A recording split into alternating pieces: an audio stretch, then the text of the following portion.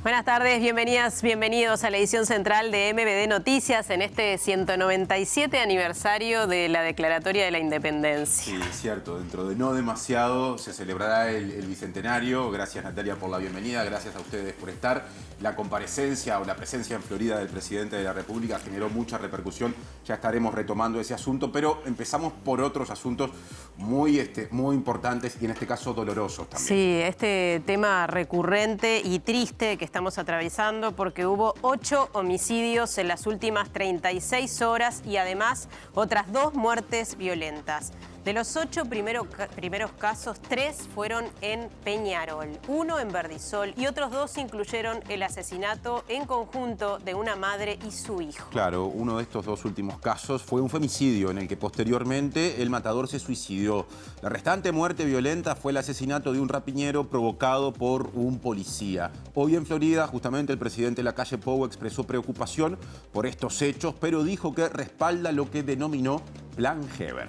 Bueno, y hay mucho más para compartir. Hay más y empezamos a repasar los titulares, por favor. El presidente Lacalle encabezó acto en Florida en medio de fuertes protestas de gremios y estudiantes. La última encuesta de Equipos Consultores registra un crecimiento del Frente Amplio y una baja en el número de personas indecisas. Brasil aprobó la extradición a Uruguay del principal investigado por el atentado a la sede de la Brigada de Narcóticos en el año 2020. Se trata del lugarteniente del narcotraficante Sebastián Marcet. El presidente de la República defendió la entrega del pasaporte a Marcet y dijo que no fue una expedición express. Las y los Frente Amplistas celebran el Día del Comité de Base con actividades en todo el país. El Zunca convoca un paro parcial por duelo este viernes 26 tras el fallecimiento de un obrero en UPM2.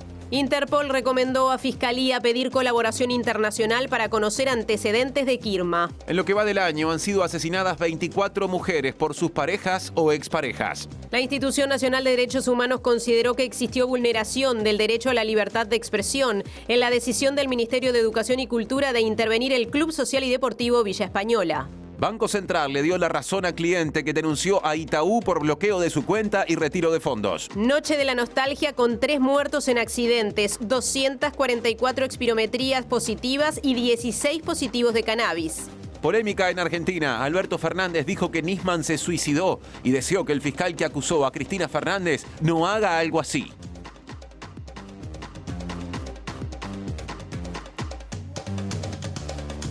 Saludamos en este feriado no laborable a quienes nos están escuchando también a través de Uniradio 107.7 FM. Que está en la web uniradio.edu.uy y es la radio de la Universidad de la República. Y nos vamos a las calles de Montevideo. Hoy está pronto ya para el arranque Martín Duarte. ¿Cómo te va, Martín? Martín, Natalia, ¿cómo andan? Bueno, de fondo tengo de cortina a Washington Carrasco y Cristina Fernández, uno de los espectáculos artísticos que tiene lugar con motivo del Día del Comité de Base. Estamos en Polié, Maldonado, donde funciona el comité el 28 donde desde las 4 de la tarde se están llevando a cabo distintos tipos de actividades, con oratoria política. Pasó Sandra Lazo, Rafael Michelini y Mario Vergara por aquí. Y bueno, ahora hay un espectáculo artístico, también con oratoria por parte de las autoridades del comité que tendrá lugar. Y va a estar cerrando Los Salados, así que estaremos un ratito más. Está preciosa la noche, a pesar de algunas gotitas que cayeron hace un rato. Bueno, hay mucha gente convocada en esta jornada por aquí, así que volvemos en un ratito. Bien, estaremos atentos entonces a este encuentro con las calles poco pobladas de Montevideo el día de hoy, pero ahí veíamos bastante gente. Se juntan el feriado y el mal tiempo y ya el último tramo de la jornada en el caso de lo que pasa justamente a la intemperie en las calles. Y ahora tenemos el adelanto del informe de hoy con Diego Martini. Diego, ¿cómo te va? Bienvenido. ¿Cómo les va, Natalia, Martín? Buenas tardes para ustedes. Hablaremos de homicidios, un tema que es recurrente en lo que va del año. Recordemos lo que fueron las cifras del primer semestre comparadas con el semestre anterior, donde hubo un 39% de homicidios. Recordemos aquel mayo donde se registraron 45 homicidios y hoy, según un conteo que hicimos, estamos en 37. Y cuando en mayo hablábamos del barrio Peñarol, otra vez vuelve a aparecer el barrio Peñarol y una zona baldía ahí en el Campito del Polo sobre la calle Edison, donde ayer fueron encontrados 3 cuerpos que tenían disparos. Como bien decían ustedes, 8 homicidios en más de 30 horas aproximadamente que se registraron y es un tema recurrente que fuimos en búsqueda de la palabra de un criminólogo y de una socióloga para ver qué lectura hacen. Bien, iremos más adelante entonces con el desarrollo de este tema. Y otro de los temas que es recurrente en estos días es el de los conflictos de distintos gremios y en distintos sectores. Y también estuvieron allí, se hicieron oír en Florida. A ver qué se dijo y qué se respondió. La Intersindical apoya a todos los gremios en todos sus fines, digamos. Nosotros somos la empresa Durmiente del Uruguay, que estamos haciendo durmiente de hormigón. Y nada, se nos termina el trabajo ahora y estamos buscando la chance de seguir laburando, de seguir trabajando. Estamos todos los sindicatos de la educación de Florida y también todos los centros de estudiantes de Florida en contra de la reforma educativa y pidiendo instancias de negociación reales. La transformación educativa es una muy buena acción del gobierno. Yo les recomiendo que lean los 10 puntos básicos. Y el presidente de la República allí en Florida, luego de varios días sin hacer declaraciones, respaldó a los ministros de Relaciones Exteriores y del Interior. Esto por lo que actuaron o por lo actuado por Luis Alberto Heber y Francisco Bustillo en el proceso de otorgamiento del pasaporte al narcotraficante Sebastián Marcet. Realmente muy molesto, enojado, caliente, diría alguien en una esquina con lo que sucedió. Lamentablemente, en términos legales era lo que había que hacer y por eso estamos modificando el decreto. ¿Pero el servicio de inteligencia no podía advertir de alguna manera? O sea, ¿el Estado no tenía forma de prevenir esa situación? Ustedes escucharon el otro día una interpelación muy larga a los 2 ministros. Yo suscribo todo lo dicho por los 2 ministros. También escuchamos a Bustillo decir que desde octubre hasta marzo no se había enterado por la prensa cuando varios medios de comunicación sí así lo ven. Nadie mira Relaciones Exteriores, la prensa, ni Telemundo, ni Búsqueda, ni Montevideo Portal. Fue como raro. Ni BTV. Ni BTV lo dijo él. Fue como raro al menos. Lo tienen acá, pregúntenle. A su vez, la intendenta de Montevideo, Carolina Cose, criticó la actuación del gobierno en el marco de las denuncias contra el senador frente amplista Charles Carrera. Denuncias que corresponden al periodo en el que estuvo en el Ministerio del Interior debido a una actuación de esa cartera hace 10 años. Y dijo que es malo judicializar la política. Yo no me voy a meter con los temas de la justicia, ¿verdad? Porque yo creo en la separación de poderes y creo que es malo para el Uruguay judicializar la política, que es lo que están haciendo. Están judicializando la política. ¿De qué están acusando a Charles Carrera? ¿De haberle dado auxilio a una persona que en un evento quedó paralítico? ¿En qué quedamos? ¿Se ayuda a las víctimas o no se ayuda a las víctimas? Y el Supremo Tribunal Federal de Brasil aprobó la extradición a Uruguay del principal investigado por el atentado a la sede de la Brigada de Narcóticos en 2020. Y se trata de lo que se define como un lugarteniente de Sebastián Marcet. Rodrigo Loli Fontana Ferreira fue detenido en Brasil en marzo de 2021 tras un pedido de captura internacional librado por la justicia uruguaya. Fontana era investigado en Rivera por delitos de tráfico de drogas, armas y explosivos en la triple frontera entre Uruguay, Brasil y Paraguay. La indagatoria determinó que Fontana había estado en Paraguay y que desde allí viajó con documentos falsos a Punta del Este antes de trasladarse a Brasil. Fue detenido en una finca de Santana do Livramento, tras lo que se inició el trámite de extradición. En Uruguay, Fontana también es investigado por las amenazas contra la fiscal Mónica Ferrero y el atentado con bomba Molotov a la sede de la Dirección General de Represión del Tráfico Ilícito de Drogas en El Prado. Ambos hechos fueron reivindicados por el primer cartel uruguayo, grupo comandado por el narcotraficante Sebastián Marcet, líder de una poderosa organización de tráfico internacional de cocaína y prófugo de la justicia de Paraguay. Si bien no hay evidencia de que Marcet haya participado directamente en las amenazas y el atentado, la investigación apunta sobre uno de sus lugartenientes en el PCU, Rodrigo Fontana. Según la resolución del Supremo Tribunal de Brasil, a la que accedió MBD Noticias, Fontana aceptó su extradición voluntaria, lo que allanó el proceso. Tras la resolución, la justicia brasileña inició los trámites para la entrega del detenido en los próximos días. Como ya hemos dicho y hemos visto, el acto en conmemoración de la Declaratoria de la Independencia en Florida estuvo rodeado por diversas manifestaciones. Sí, por ejemplo, de trabajadoras y trabajadores floridenses de distintos rubros. El centro de la protesta durante el acto por el 197 aniversario de la independencia estuvo centrado en el rechazo a la reforma educativa, pero también llegaron representantes de la Mesa Intersindical de Florida que se hicieron presentes con carteles y cantos para llamar la atención del presidente Lacalle Pou. La Intersindical apoya a todos los gremios en todos sus fines, digamos. O sea, nosotros la plataforma que manejamos tiene que ver con educación, salud y salario sobre todo y vivienda. Esa es la base siempre, año a año. Y acá, y bueno, representándonos, esa es la idea. Somos trabajadores organizados, asalariados, y ahí nos paramos y nos movemos.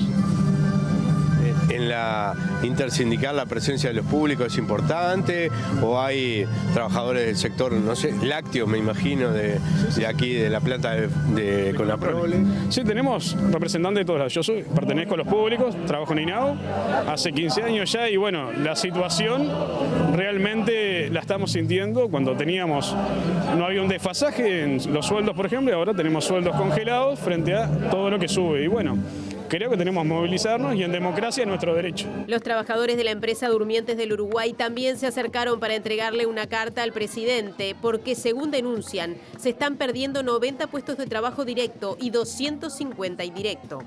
Nosotros somos la empresa Durmientes del Uruguay, que estamos haciendo durmientes de hormigón. Y nada, se nos termina el trabajo ahora y estamos buscando la chance de seguir laburando, de seguir trabajando. Y nada, estamos protestando porque hay 500 kilómetros de vía que se prometieron, que no se han cumplido.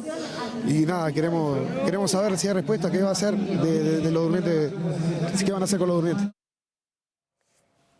Y esas protestas en Florida estuvieron centradas en los reclamos de estudiantes y sindicatos de la educación. Se manifestaron en apoyo a docentes, justamente, a estudiantes, en contra de los cambios previstos para la educación impulsados por este gobierno y también en reclamo de más presupuesto.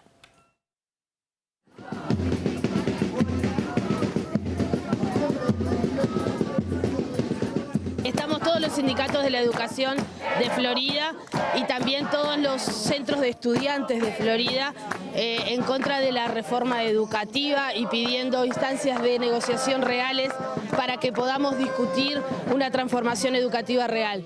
¿El CERP es uno de los institutos que fue ocupado, que tuvo movilización? Sí, el CERP fue ocupado, el IFD también fue ocupado, el Instituto de Formación Docente, y estamos acompañando a los estudiantes porque esta lucha y este conflicto fue comenzado y fue empujado por los estudiantes, así que los docentes estamos acompañándolos en esto que ellos entienden que es una reforma de terror. Y el presidente de la República, más temprano tuvimos un adelanto, habló de los planes en materia de educación. Reafirmó la marcha de la reforma educativa a pesar de las protestas. La transformación educativa es una muy buena acción del gobierno. Yo les recomiendo que lean los 10 puntos básicos. Son 10 puntos que hacen, primero, a modernizar la educación. Segundo, a apuntar a cada alumno, a personalizar la educación. Tercero, a darle más autonomía a los centros educativos. Cuarto, a cambiar la currícula. Hay una currícula que era de mi época, de liceal, que hay que irla cambiando más en competencias. hay centros de tiempo completo, los María Pínola, me parece que se oponen para frenar o para trancar dentro de su legítimo derecho, pero lo que queda claro es que el gobierno va a avanzar porque está convencido de que es la forma de hacerlo. Primero porque algunas cosas fueron votadas en la LUC, fueron a un plebiscito, a un referéndum, y la ley sigue vigente. Salimos de nuevo del estudio, nos vamos allí a la zona del Parque Rodó. Otra vez con Martín Duarte. Adelante, Martín. Gracias, Martín. Bueno, se sigue desarrollando la actividad aquí en el Comité 28 y estamos con Florencia, que en minutos va a ser designada presidente de este Comité 28, que tiene varias características, en particular mucha gente joven militando y con problemáticas complicadas en la zona. Pero bueno, Florencia, recibirte en primer lugar, en minutos va a haber una asamblea abierta. Contanos cómo es eso. Sí, ahora en realidad la asamblea se viene dando desde las 4 de la tarde, pero en minutos vamos a hacer como la votación de la nueva secretariado, digamos, del comité y de la presidencia. Y nada, y con eso cerrar un poco la actividad de hoy, que en realidad es una asamblea por sí misma de adherentes del comité. ¿Cómo se evalúa la jornada de hoy? Donde, bueno, hay desde el Frente Amplio una búsqueda de resurgir de alguna forma la labor de los comités de base. Y vos me decías que hay mucha gente joven militando aquí. No, la actividad preciosa, la verdad que no solo los adherentes del comité, sino gente nueva que se arrima siempre, gente amiga de los comités también cercanos. Y sí, el Comité 28 tiene esa característica, que somos gente joven en su mayoría, pero nada, también hay una vieja guardia que la queremos muchísimo, que forma parte del 28 también, que a veces no es la recurrente en las asambleas, pero a la cual recurrimos mucho para saber por dónde ir. Y además el 28 también tiene ganas de que se arrime más gente y poder discutir intergeneracionalmente, si se quiere, las problemáticas. Pero es verdad que tiene esa característica el 28 de que somos gente joven en su mayoría. Vos me comentabas que dentro del municipio hay realidades complicadas. Por un lado, el funcionamiento de ollas, donde hay un seguimiento también del comité por ese lado, y también la situación de calle, ¿no? Sí, son situaciones que nos preocupan, que de las que no somos ajenos, que las tenemos muy atentas. La tarea de las ollas sigue existiendo desde la pandemia, que fue como el boom de las ollas, pero el hambre sigue existiendo, la gente sigue comiendo de ollas, y en eso está el trabajo territorial que tienen las bases en todo el país. Y acá es verdad que el municipio B tiene un problema de situación de calle, que obviamente nos duele y el que estamos atentos y nos gustaría poder hacer más. Y nada, entonces como la invitación a sumarse, a pensar en colectivo y a pensar cómo hacer que el barrio... Entre las líneas de trabajo, Florencia, me decías que se desarrollan periódicamente asambleas abiertas al barrio con distintas temáticas. Contame esa modalidad. Sí, más allá de las asambleas de los jueves, que son en el comité, estamos como una vez al mes, hacemos una asamblea temática de vivienda, economía, demás. Invitamos generalmente a un sindicato o personas conocedoras del tema para discutir en la calle sobre lo que haya que discutir. Obviamente es abierta, la idea es que vengan, digan lo que opinan y que busquemos entre todos como una forma de desatar el nudo. Esto sigue un poquito más con música también, ¿no? Sí, un ratito más todavía. Y nada, gracias por venir y por estar. Bueno, compañeros, como ven, la actividad sigue, va a haber música, detrás mío Washington y Carrasco, pero van a estar cerrando los salados, va a haber una asamblea abierta donde se la va a designar a Florencia como presidente, así que bueno, aquí en Políguaná sigue durante un ratito más para los que se quieran arrimar. Bien, muchas gracias, Martín, desde allí, desde la zona del Parque Rodó, en estas actividades que han recorrido distintos puntos de Montevideo y del país, y por supuesto muchos dirigentes han estado presentes en distintos comités de base. Y fue el caso de la intendenta de Montevideo, Carolina Cose. Hoy tengo como una ronda como por 10 comités más o menos en distintos barrios de Montevideo, y sí, es un momento de reflexión donde personalmente planteo temas que nos tendríamos que estar planteando en el marco del aniversario de nuestra independencia, temas que tienen que ver con el futuro, con lo que significa un país independiente armado para el futuro, temas de infraestructura, de energía, fuentes de trabajo, qué vamos a hacer con el ambiente. Creo que para el futuro tenemos que ser absolutamente cuidadosos con el ambiente, no podemos pasarnos ni un centímetro, cuidarlo mucho y también promover trabajos que cuiden el ambiente y generar trabajos a partir del cuidado del ambiente. Y ahí comento un poco lo que estamos haciendo en la Intendencia en ese sentido, generando fuentes de trabajo para que quienes antes clasificaban o no tenían más remedio que hurgar, pasen a trabajar como agentes ambientales, cosa que nos está dando excelente resultado desde todo punto de vista. Gana toda la ciudad con esto y bueno, lo pongo como un ejemplo más, pero también reconozco la fuerza de los comités.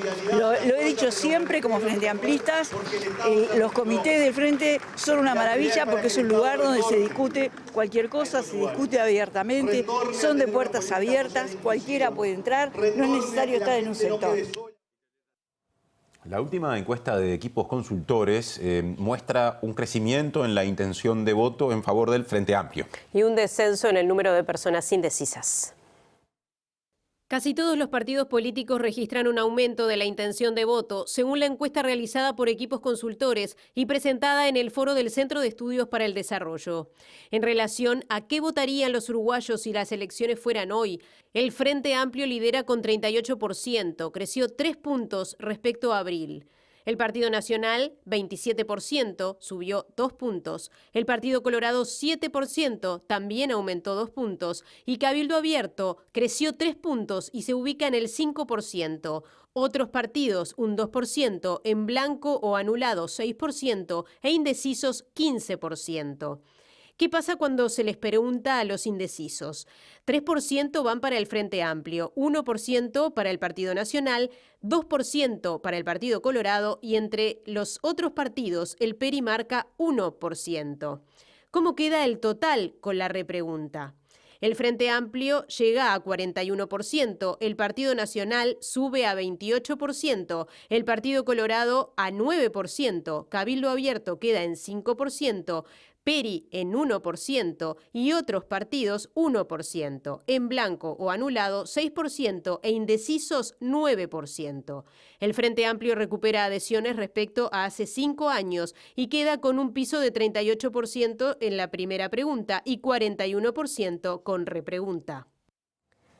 Bueno, y al presentar esta encuesta, el sociólogo Ignacio Suaznavar, director de opinión pública de Equipos Consultores, valoró que la diferencia entre la suma de los partidos de la coalición y el Frente Amplio es solo de 1 punto. Destacó que esto contrasta con los 15 puntos de diferencia en favor de los partidos de la coalición oficialista que hubo en las elecciones de octubre del año 2019.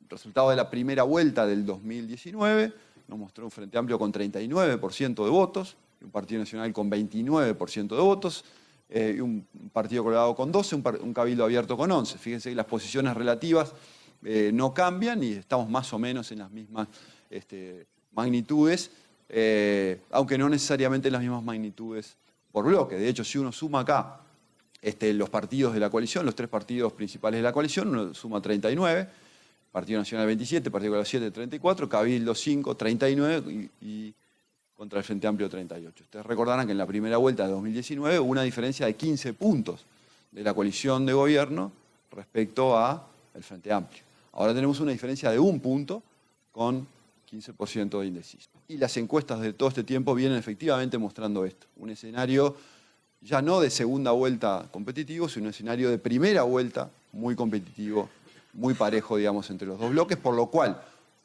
un gobierno reconocido por la población en términos de la forma en que trabajó no necesariamente ha implicado una capitalización electoral. Bueno, nuestro compañero Diego Martini nos prometía un análisis de esta situación recurrente con el aumento de homicidios en las últimas horas. Se han contabilizado 8 homicidios en las últimas 36 horas y otras 2 muertes violentas. Adelante, Diego. Sí, Nati y Martín, viene siendo un año muy violento y las cifras así lo han demostrado, por lo menos en el primer semestre, cuando se comparó el primer semestre con el anterior, donde se registraba un aumento del 39%. Y si quieren ir más atrás, también hasta el 2019, año previo a la pandemia, hay un aumento del 10%. Pero el fin de semana también fue un fin de semana muy violento. El hecho de que el lunes interpelaran al ministro Heber y Bustillo en el Parlamento hizo que no se hablara tanto de estos temas. Pero venimos registrando un mes de agosto muy violento que se está acercando mucho a lo que fue aquel mes de mayo muy violento que terminó con 45 homicidios. Según un conteo que hicimos nosotros, estamos en 37 homicidios. Para que haya, o para que se considere, mejor dicho, un homicidio, tiene que haber una intención de quitarle la vida a alguien. Por eso, cuando hay un policía que abate a un delincuente, o sea, en otras situaciones, o se encuentran cuerpos y no se pudo determinar la causa de la muerte, pero sí se sabe que fue una muerte por lo menos no natural, entran en la cifra de muerte dudosa. Por eso también a veces hay muertes que no se registran como homicidios. Pero lo decían muy bien ustedes, hubo 8 homicidios en poco más de 30 horas, porque arrancamos el conteo en la noche del martes, lo que fueron los 5 ayer a la tarde, y en la madrugada de hoy jueves, cerca de las 2 de la mañana. Pero arranquemos con un repaso de lo que pasó. En 30 horas se registraron 8 homicidios. 5 de ellos fueron con apenas 4 horas de diferencia. En la noche del martes, 2 personas fueron asesinadas en Piedras Blancas, en las inmediaciones de Aparicio Sarabia y Jorge Isaacs. Un hombre y una mujer iban caminando cuando una persona pasó en moto y les disparó. Vecinos de la zona escucharon disparos y alertaron al 911. La policía al llegar constató los 2 fallecimientos. Este hecho ocurrió a unas cuadras de otro hecho violento, donde un policía retirado le sacó un arma a una adolescente de 16 años que intentó robarle y la usó para dispararle. El adolescente está internado grave. En la jornada de ayer, 3 personas fueron encontradas muertas en Peñarol, en un terreno baldío, donde otras 5 personas fueron encontradas durante el año. Estas 3 personas, 2 hombres de 49 y 44 años y una mujer de 49, tenían varios disparos. La fiscal Adriana Edelman confirmó a MBD Noticias que se realizará autopsia para determinar más detalles. A unas horas de este episodio en la zona de Manga, un hombre de 32 años asesinó a su pareja de 28, al hijo de ambos de 7 años y luego se quitó la vida. Los vecinos escucharon disparos y alertaron a la policía. En la madrugada de hoy, un joven de 24 años fue asesinado en la zona de Verdisol, precisamente en las calles Mario Arregui y Calle 1. La policía recibió un llamado a las 2 de la mañana de que había una persona herida con arma de fuego. Al llegar constataron su fallecimiento. El joven de 24 años poseía antecedentes penales por hurto. El otro incidente que involucró un arma de fuego fue en la mañana de hoy. Un joven intentó robar a un policía con una réplica de arma. El policía sacó su arma de reglamento y abatió a un joven de 24 años con antecedentes penales. Diego, consultaste a un experto. ¿Qué es lo que nos está pasando? Bueno, fuimos en la búsqueda de la palabra de Nicolás Strachenberg, un uruguayo que vive en Manchester, un criminólogo, da clases allí, por eso vive en esa zona, donde él viene siguiendo el tema, a pesar de que está en el exterior, lo viene siguiendo y viene desarrollando parte de su teoría de cómo en Uruguay han aumentado los homicidios en los últimos 30 años y es una conducta que se viene manteniendo. Y él me hizo énfasis en cuanto a que el actual gobierno, y ella lo había señalado en una nota que le había realizado el Observador, no tiene un plan de seguridad y que al menos hubo un quiebre entre lo que fueron las políticas del anterior gobierno, sobre todo por críticas de la entonces oposición, hoy gobierno, en cuanto a cómo reaccionar al tema de seguridad. Y él señalaba que una serie de tareas que se venían realizando por parte del Frente Amplio en su gobierno, hoy se dejaron de hacer y eso también termina influyendo, pero escuchemos lo que decía Strachenberg. La reducción de la violencia es un problema específico, muy complejo, que lleva muchos recursos, que lleva mucho know-how, que exige, si uno mira la investigación en prevención de la violencia, en prevención de reincidencia, en prevención de violencia doméstica, en reducción de violencia en barrios, en reducción de delito juvenil, etcétera, etcétera, es algo que, toda la evidencia... hay mucha evidencia, pero que está hecha más bien en las sociedades del norte. Buena parte de la evidencia no se ha realizado en los países del sur. Entonces eso significa que la mayor parte de la evidencia que tenemos es de países que no tienen problemas tan serios como los que tenemos nosotros. Si uno quiere enfrentar una situación bastante compleja como la que está enfrentando Uruguay, lo primero que tiene que hacer es decir, bueno, a ver, ¿cuál es el diagnóstico que tenemos? ¿Cuáles son las causas efectivas de las distintas variantes de violencia?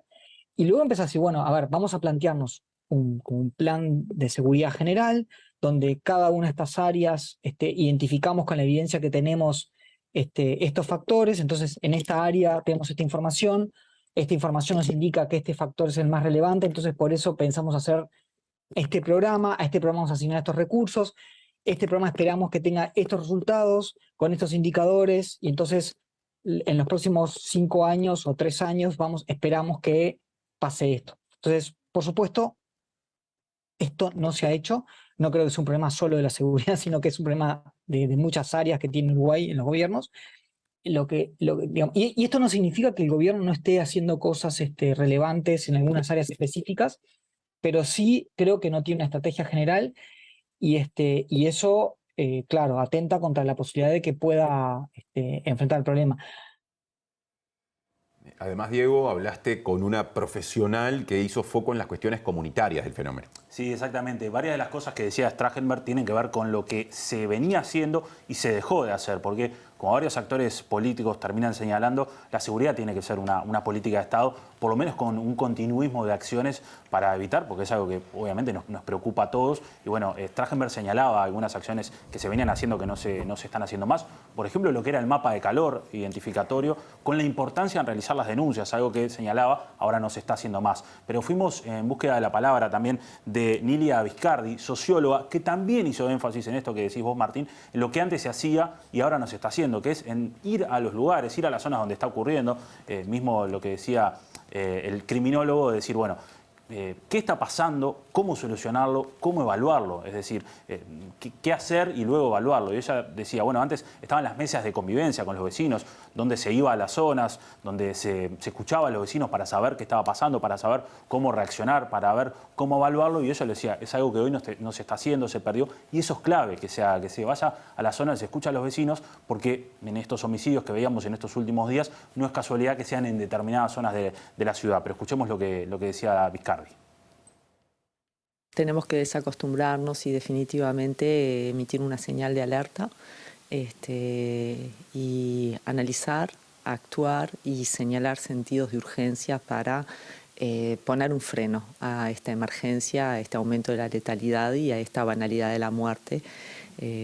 Nos estamos acostumbrando, es una frase que no podemos aceptar. Así que la política debería hoy tomar algunos lineamientos claros. El primero de ellos indiscutiblemente se refiere a la urgencia del desarme.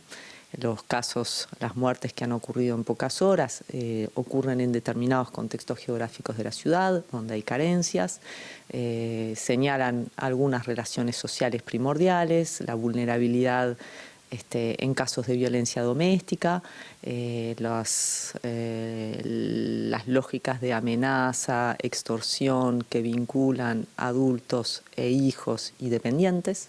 Y en todos los casos la letalidad está marcada por las armas de fuego, así que parece que es imprescindible, ya no dado un debate, aceptar que así como se controla el dinero y el Banco Central sabe cada billete que entra y que sale, bueno, tenemos que tener un Ministerio del Interior y una política de defensa que cuente las armas existentes y las retire para ir bajando niveles de letalidad.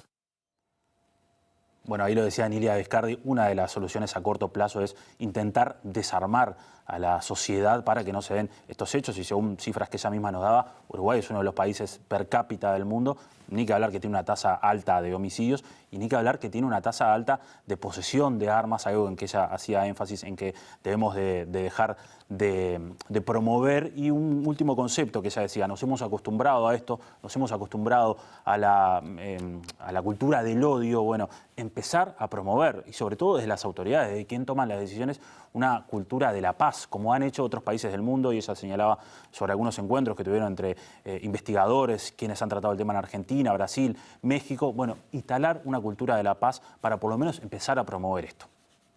Bien, Diego, muchas gracias. Y nosotros nos quedamos en tema, pero nos vamos a centrar en la violencia de género, porque en lo que va del año fueron asesinadas 24 mujeres. El caso más reciente fue el de una mujer de 28 años, asesinada por quien era su pareja, que además mató a un niño de 8 años y se suicidó. La doctora en Ciencias Sociales y experta en violencia de género, Teresa Herrera, dijo que es urgente un cambio cultural y pidió fondos para aplicar las leyes al respecto. Acá hay, yo diría, como dos vertientes, ¿no? Una, que es la vertiente cultural, es decir, la necesidad de trascender el mero discurso para realmente hacer un cambio cultural que implique que realmente todos y todas nos comprometamos con este tema. El vecino o la vecina que escucha, el familiar, los varones, ni que hablar. Los varones son los grandes omisos en estos temas, porque no todos los varones son violentos, por supuesto, ¿no? Entonces, digo, realmente, la otra gran pata es la necesidad de tener una política pública con fondos y los recursos necesarios para implementar las leyes. Tenemos preciosas leyes, muy lindas, muy bonitas, pero esas leyes necesitan recursos, y esos recursos no están. Es decir, ya ahora no alcanza con matar a la mujer, sino que se produce el femicidio por extensión, que es el vicario, en caso de que no la maten a ella, que tiene que ver con la muerte, con el asesinato de las criaturas. Y el presidente Luis Lacalle Pou dijo hoy en Florida que está preocupado por los homicidios. Sin embargo, apoyó el Plan Integral de Seguridad, el que llamó Plan Heber. El segundo que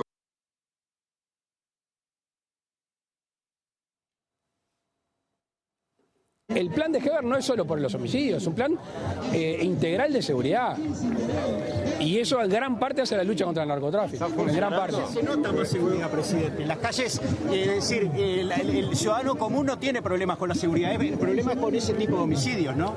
Ojalá fuera así, no lo tengo claro. Recibo llamados y mensajes de gente en ese sentido, y después recibo llamados y mensajes de gente que en su barrio está inseguro. Ayer en el barrio Peñarol, por ejemplo, como me ha pasado en otros lugares. Obviamente yo comparto que hay algunas células, algunos lugares donde específicamente hay grupos violentos que asolan a determinados barrios, y ahí tiene que estar, o ahí está el combate más duro y más frontal. Y cambiando de tema, el Zunca decidió realizar mañana un paro parcial entre las 9 y las 13 horas por el fallecimiento de un trabajador de la obra UPM2 el pasado 8 de agosto. Sí, el operario cayó mientras se encontraba haciendo tareas de tensado de cables en una de las torres de la planta o de la futura planta industrial.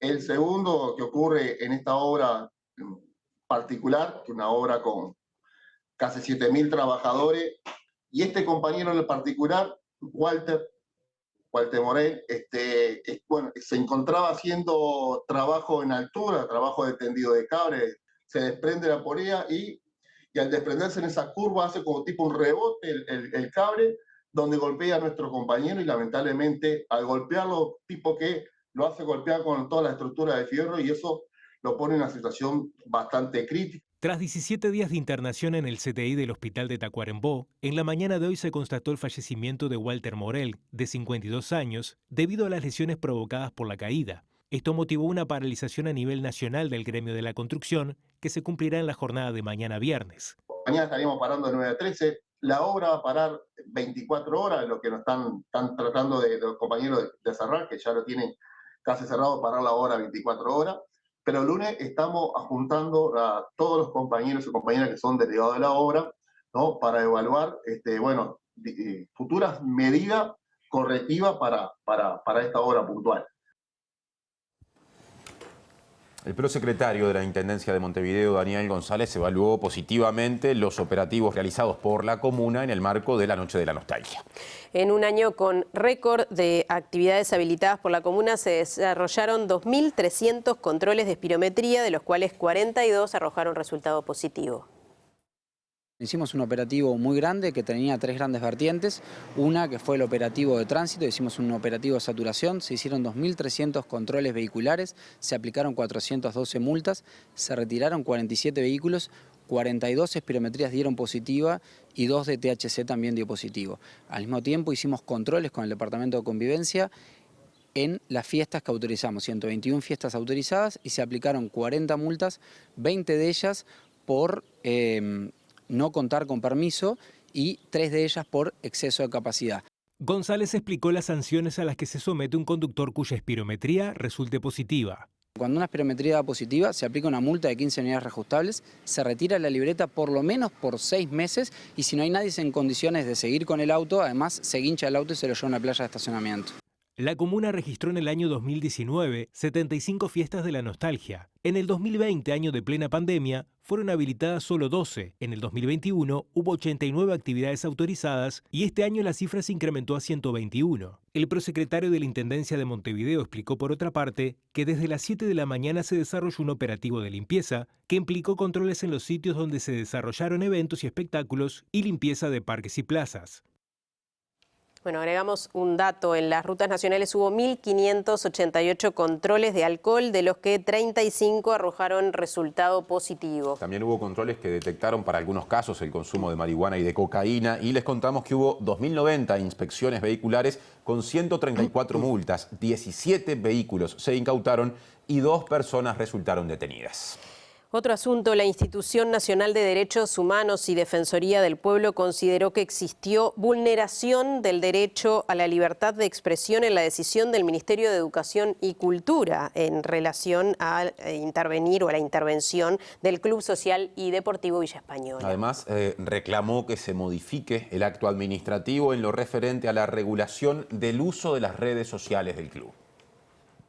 La investigación se inició de oficio por una eventual vulneración al derecho de la libertad de expresión, pero no ingresó en aspectos vinculados a temas estatutarios y administrativos. En junio, el MEC dispuso la intervención por 6 meses del club por diversos incumplimientos estatutarios y la falta de realización de elecciones, entre otras cosas. Sin embargo, la resolución establece la obligación de confeccionar un cuerpo normativo que regule con claridad y hacia el futuro el uso de las redes institucionales, las manifestaciones públicas de la entidad, así como de sus representantes y el uso de instalaciones sociales. A juicio de la institución, plantear soluciones como estas puede aparejar vulneraciones a la Constitución y a instrumentos internacionales incorporados a nuestra legislación, expresa la resolución a la que accedió MB Noticias. El derecho a la libertad de expresión, dice la institución, es demasiado trascendente para dejarlo librado a acuerdos de partes, siendo necesaria una participación tuitiva del Estado. En Uruguay se recuerda hasta vigente en bloque de constitucionalidad, entendido como el conjunto de derechos y garantías de todas las personas. Desde esa perspectiva, la denuncia de 4 socios y la actuación de la Policía Administrativa en este caso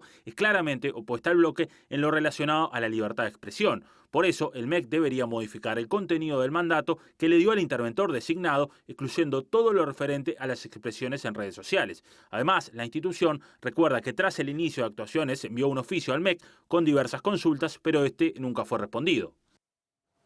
Mañana el ministro de Trabajo y Seguridad Social, Pablo Mieres, recibirá una delegación sindical del frigorífico Frigocerro de Durazno, que está denunciando desde hace un tiempo ya 2 despidos y una serie de incumplimientos que, digamos, se dice son responsabilidad de la patronal.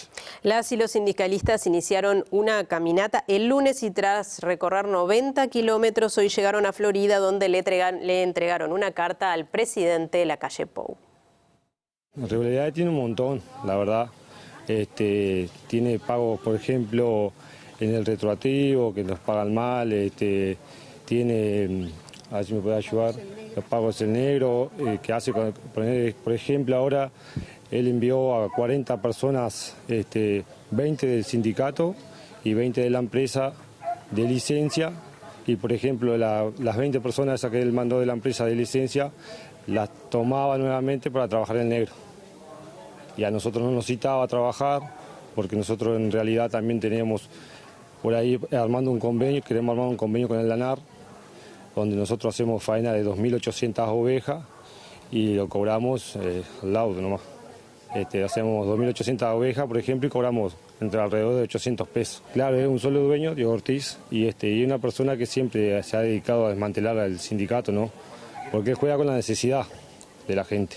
No te cita, ¿me entendés?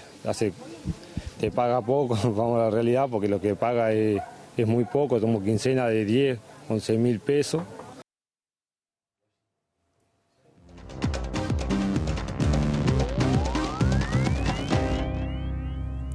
Bueno, y tenemos datos fresquitos que se conocieron en las últimas horas de empleo, desempleo y actividad. Claro, correspondientes al mes de julio. Y Germán de Agosto justamente ahora va a analizar eso que se conoció ayer. Germán, buenas noches. Bienvenido. ¿Todo bien? Todo bien. Muchísimas gracias. Sí, vamos a empezar analizando ahora ya con la primera placa. Lo que tenemos son los datos que se conocieron ayer. Vamos a hacer una mirada general y después, sobre la segunda mitad de la columna, nos vamos a meter en los sectores más afectados y en el ámbito más salarial. Pero lo que tiene que ver con el mercado laboral en términos generales, lo que conocimos ayer fue que el empleo, acuérdense, el empleo es el indicador de la demanda laboral, permaneció relativamente estable porque tuvo, en términos mensuales, una mejora de 0,1 y eso no supone tampoco un cambio de tendencia, ¿sí? No fue un mal dato en el sentido que veníamos de unos meses de retroceso en términos del empleo y en este caso se pausa y queda relativamente estable con esa leve mejora que, de vuelta, no es significativa estadísticamente. ¿Sí? Lo que tenemos es que tampoco cambiaron significativamente los datos del subempleo ni tampoco los datos del no registro de la Seguridad Social o a la informalidad.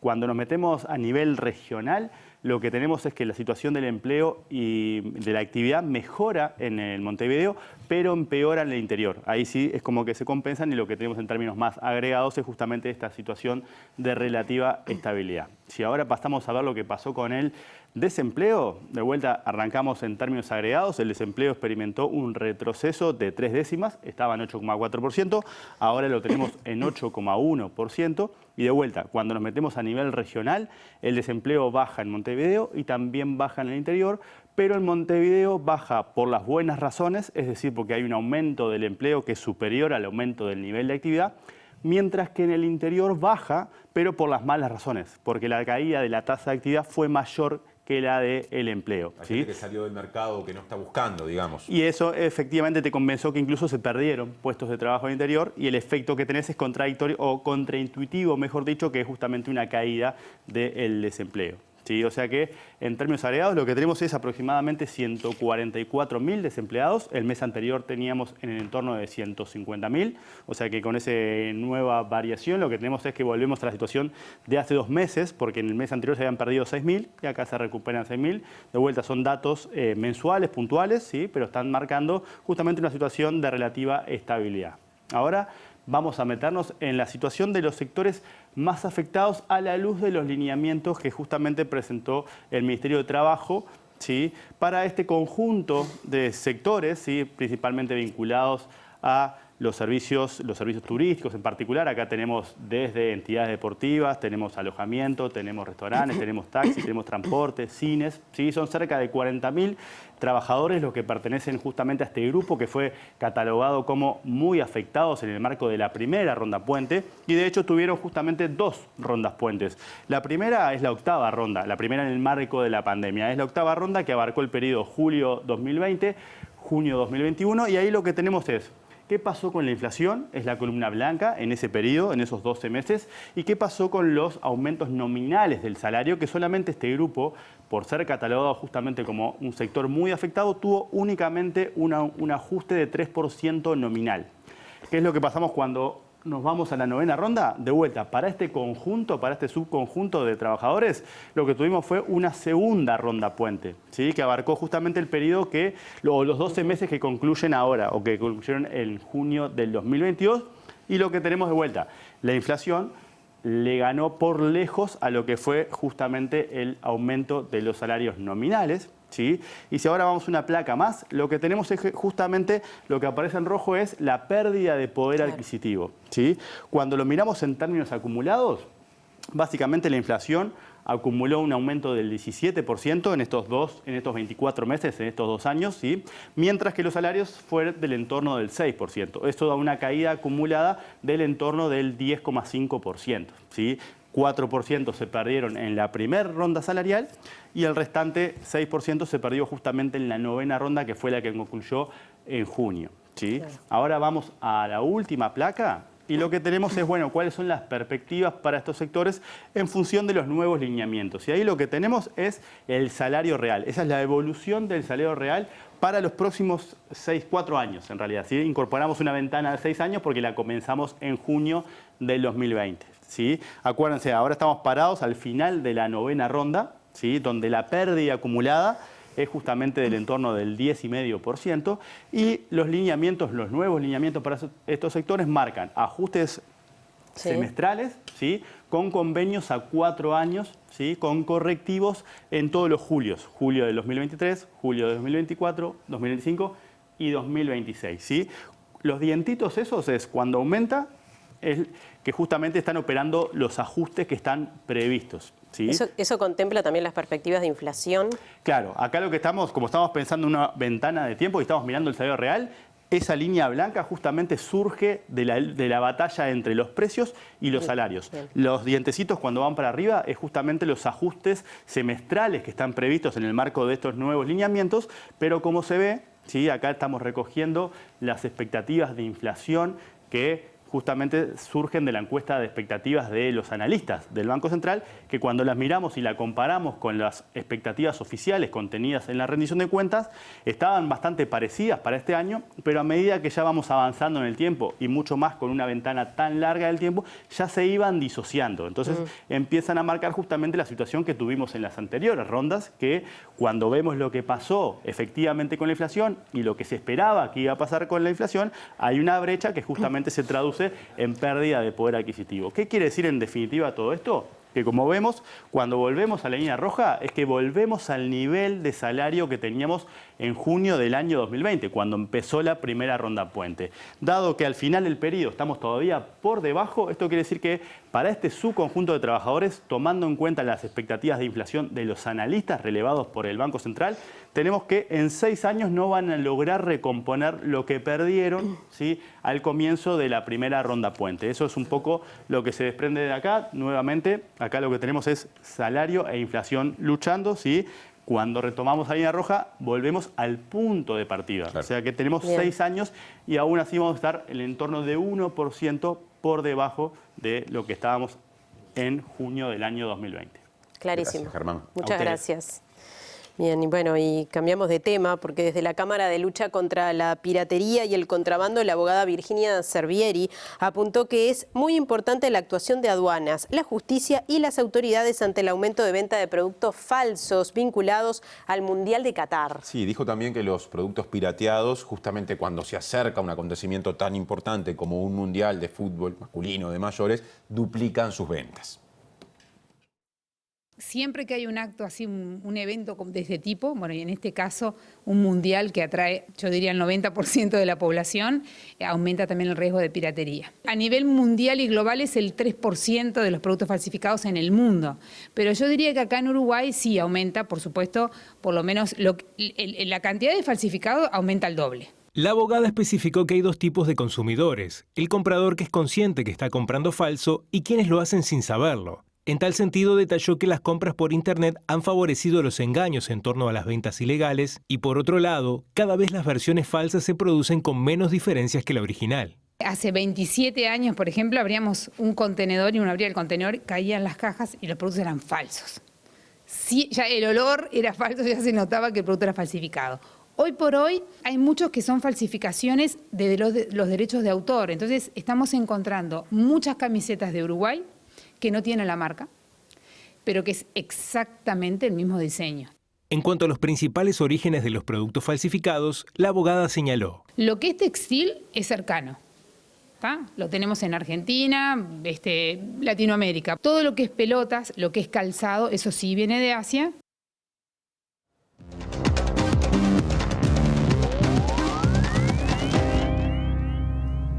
Bienvenidos al capítulo internacional que lo comenzamos en la República Argentina, donde se siguen dando acontecimientos que se suman a la polarización, a la polémica que han generado en los últimos días distintos acontecimientos, como por ejemplo el pedido de 12 años de prisión para la expresidenta Cristina Fernández y la inhabilitación política. A esto se suman ayer polémicas declaraciones del presidente Alberto Fernández en el programa A Dos Voces del canal TN, donde consultado sobre si el fiscal Luciani, que sigue el caso de Cristina Fernández, no podría correr la misma suerte que Alberto Nisman, Alberto Fernández dijo que espera que Luciani no se suicide, porque hasta ahora dijo lo único que se sabe del caso Nisman es que se suicidó. Estas declaraciones han generado no solamente distintas amenazas de muerte para el presidente Fernández por un lado, amenazas de juicio político por parte de Juntos por el Cambio, amenazas de denuncias penales por quienes entienden que estas afirmaciones del presidente presionan a la justicia. Y esto es porque además se pidió un resguardo de seguridad especial para los jueces que están actuando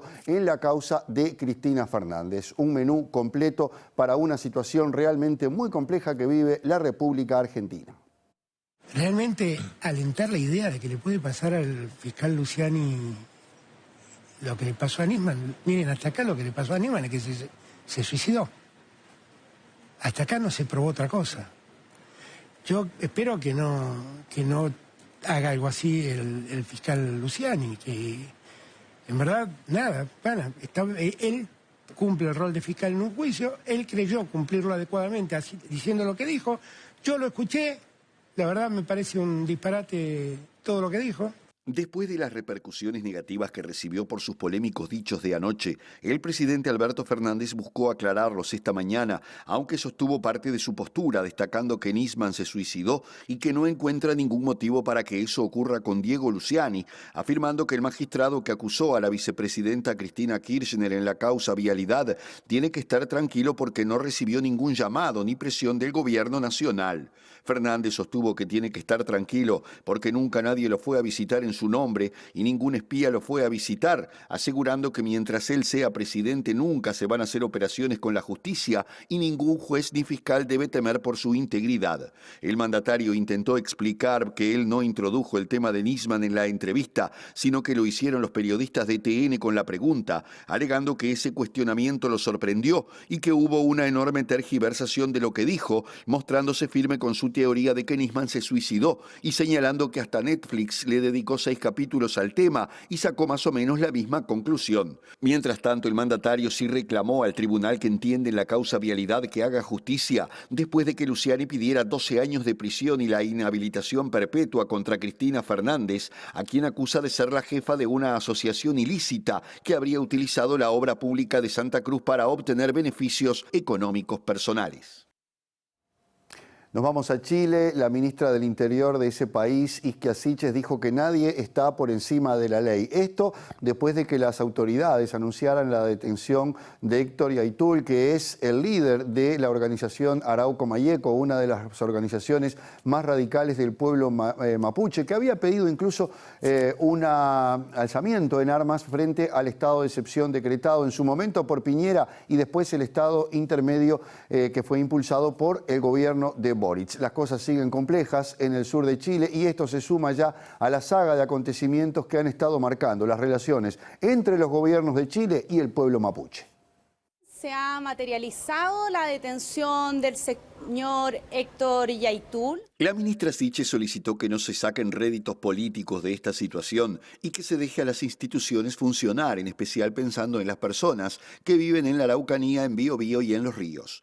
La detención de Héctor Yaitul, líder de la coordinadora Arauco Mayeco, se enmarca en una investigación que surgió en el 2020, cuando el gobierno de Sebastián Piñera presentó una querella tras constatar que Yaitul había participado en delitos de hurto de madera y usurpación, y luego de la ampliación de la querella impulsada por el gobierno de Gabriel Boric, cuando atentó contra la autoridad al llamar a una resistencia armada. En mayo, cuando el gobierno anunció la implementación de un estado de excepción intermedio en la zona sur del país por las sucesivas protestas de los transportistas que reclamaban la falta de seguridad en las rutas, el líder mapuche llamó a una resistencia armada como respuesta, sosteniendo que el estado intermedio no es otra cosa que un nuevo estado de excepción. Yaitul había afirmado que era el momento de preparar fuerzas y organizar la resistencia armada por la autonomía de la nación mapuche, ya que los milicos esbirros estaban nuevamente custodiando los intereses del gran capital desplegados en el Galmapu, como lo denominan al territorio mapuche.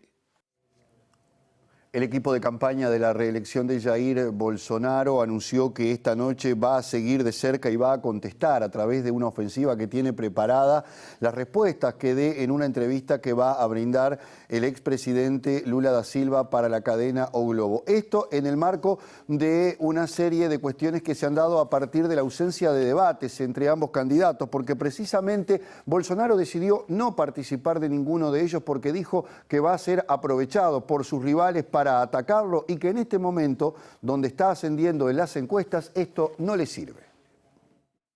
En el entorno del presidente creen que a Bolsonaro le va bien en las encuestas, subiendo poco a poco, mientras que su máximo rival Lula da Silva sigue estancado y parece haber tocado un techo. La decisión ya fue comunicada a Regi TV, canal que tenía agendado un debate televisivo para la noche del próximo domingo, pero se debió cancelar ya que Lula también había anunciado que no iba a participar. La decisión modifica la intención del presidente Bolsonaro, que a principios de agosto había asegurado que participaría de los debates, ya que la idea era asistir a los mismos y serviría para mostrar lo que su gobierno ha hecho, según dijo el entrevistado por la cadena SBT.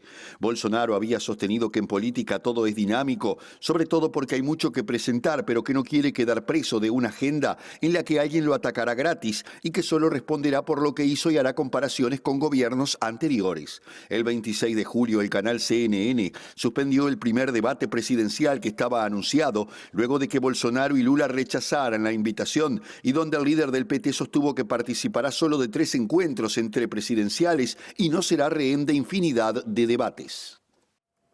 Más cambios en el gabinete del presidente peruano Pedro Castillo. Ayer realizó 3 cambios ministeriales que se suman a los que ya ha hecho en el mes de agosto y que desde que comenzó su gestión ya son más de 60 los ministros que han pasado y 3 primeros ministros, lo que habla de la fragilidad del gobierno de Castillo, que está enfrentando pedidos de vacancia, denuncias de corrupción, problemas con su esposa y otros temas que hablan de una situación realmente muy compleja para la permanencia del presidente peruano.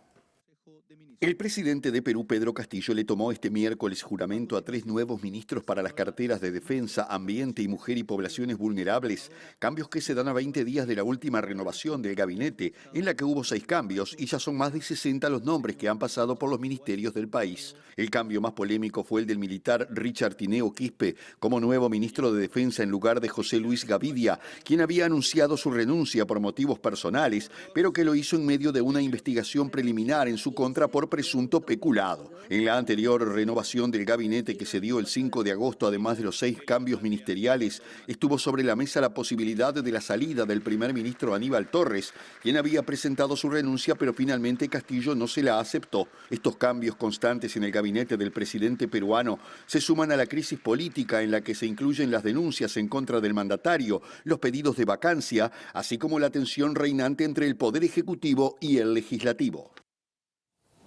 Bueno, terminemos el primer bloque. Es cierto, pero queda algo más todavía, no se vayan.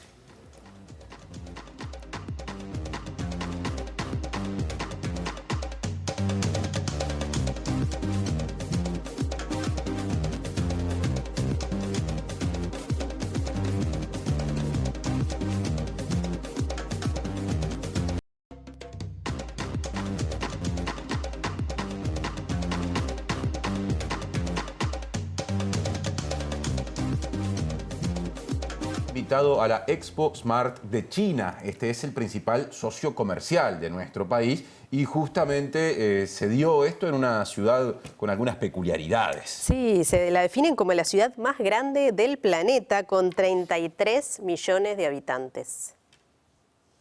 La Expo Smart de China es la gran exposición de las tecnologías de la información y las comunicaciones de este país, que se organiza en Chongqing, y Uruguay fue el país invitado de la actividad de este año.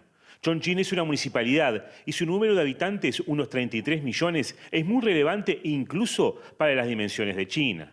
Si bien no es tan conocida en el mundo como Beijing o Shanghái, por ejemplo, según varios medios de comunicación, es la ciudad más grande del mundo. Es una municipalidad que es centro de desarrollo del oeste chino y depende directamente del gobierno central. Uruguay tiene un consulado general en esta municipalidad. En la primera edición de la Expo Smart estuvo presente Rodolfo Novoa y en la tercera Guillermo Monsecchi. En otra ocasión, ya en pandemia, concurrió el embajador uruguayo en China, Fernando Lugris. Este año, con Uruguay como invitado, la vicepresidenta Beatriz Argimón participó por teleconferencia. Como ustedes saben, muchos y muy profundos lazos unen a mi país con la municipalidad de Chongqing.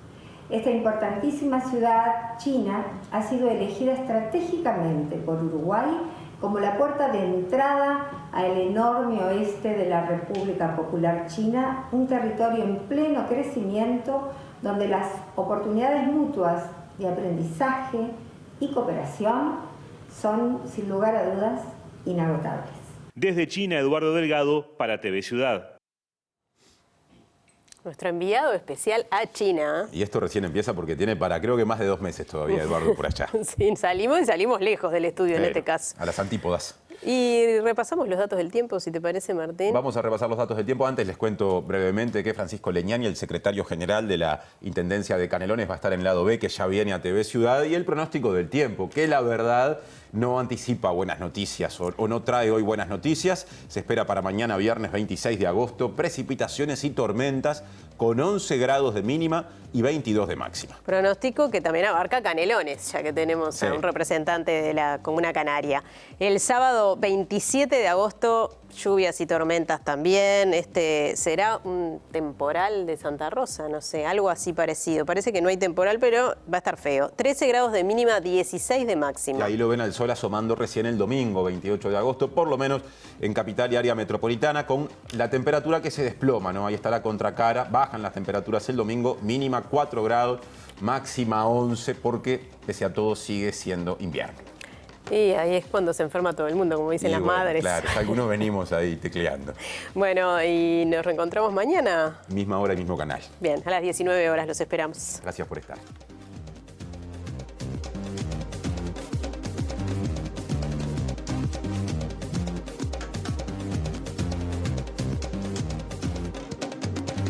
Florida en medio de fuertes protestas de gremios y estudiantes. La última encuesta de Equipos Consultores registra un crecimiento del Frente Amplio y una baja en el número de personas indecisas. Brasil aprobó la extradición a Uruguay del principal investigado por el atentado a la sede de la Brigada de Narcóticos en el año 2020. Se trata del lugarteniente del narcotraficante Sebastián Marcet. El presidente de la República defendió la entrega del pasaporte a Marcet y dijo que no fue una expedición express. Las y los Frente Amplistas celebran el Día del Comité de Base con actividades en todo el país. El Zunca convoca un paro parcial por duelo este viernes 26 tras el fallecimiento de un obrero en UPM2. Interpol recomendó a Fiscalía pedir colaboración internacional para conocer antecedentes de Quirma. En lo que va del año han sido asesinadas 24 mujeres por sus parejas o exparejas. La Institución Nacional de Derechos Humanos consideró que existió vulneración del derecho a la libertad de expresión en la decisión del Ministerio de Educación y Cultura de intervenir el Club Social y Deportivo Villa Española. Banco Central le dio la razón a cliente que denunció a Itaú por bloqueo de su cuenta y retiro de fondos. Noche de la nostalgia con 3 muertos en accidentes, 244 expirometrías positivas y 16 positivos de cannabis. Polémica en Argentina. Alberto Fernández dijo que Nisman se suicidó y deseó que el fiscal que acusó a Cristina Fernández no haga algo así.